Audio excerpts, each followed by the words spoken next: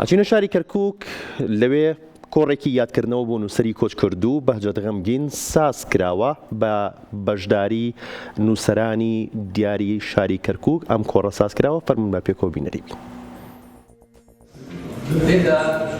علينا اليوم ومن خلال هذا المنبر تركمان كتاب القصة، يعني إذا عددناهم على أصابع اليد الواحدة ليس أكثر، وهذه لا تستطيع أن تقيم مسابقة في لە شاری کەرکووک یەکێتی نووسەران و ئەدیبانی کەرکووک کۆڕێکی یادکردنەوەی بۆ نووسەر و هونەرمەندی کۆچکردووی شاری کەرکووک بەهجەت غەمگین ڕێخست. لەو کۆڕەدا کە ژمارەیەک لە نووسەرانی کەرکووک ئامادەی بوون باز لە مێژووی کاری هونەری و چالاکیەکانی نووسەر و هونەرمەند کرا کە نزیکەی نیو سەدا خزمەتی بواری هونەری کەرکووکی کردووە. ڕوون کرایەوە نووسەر و هونەرمەندی کۆچکردو خزمەتی لە کایە هونەری و ڕۆشنبیریەکاندا کردووە و لەو بەرهەمانی هەیەی لە بواری نووسین، گۆرانی، چیرۆک، شانۆ، بایەخی تایبەتی بە شاری کەرکووک داوە.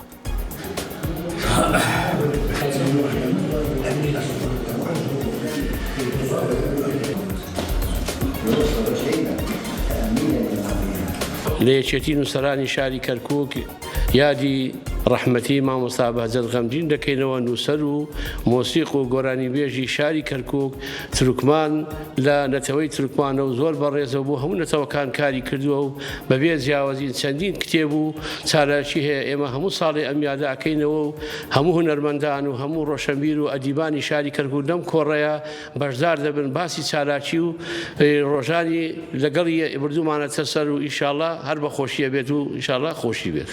حتما اليوم اتحاد أباء كتاب كركوك يستذكر واحد من الأسماء المهمة في الحركة الأدبية والثقافية في مدينتنا كركوك، ألا وهو الأديب بهجت غەمگین الذي خدم وەکویەتی نووسەران و ئەدیبان لە کەرکووک یاد یەکێک لە نووسەرە دیارەکانی کەرکووکمان کردەوە، ئەویش بەهجەت غەمگینە. ئەم هونەرمەندە خزمەتێکی زۆری لە کای هونەری و ڕۆشنبیریەکانی کەرکووکدا کردووە.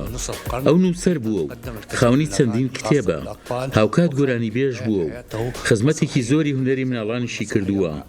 ئەو شانۆکار بووە و خاوەنی نیو سەدە لە خزمەتە بە هونەر و ڕۆشنبیری کەرکووک. دەهێنێت ئێمە ساڵانە یادی بکەینەوە. وأيضا قدم الكثير من الأناشيد والأغاني. إذا علينا اليوم ومن خلال هذا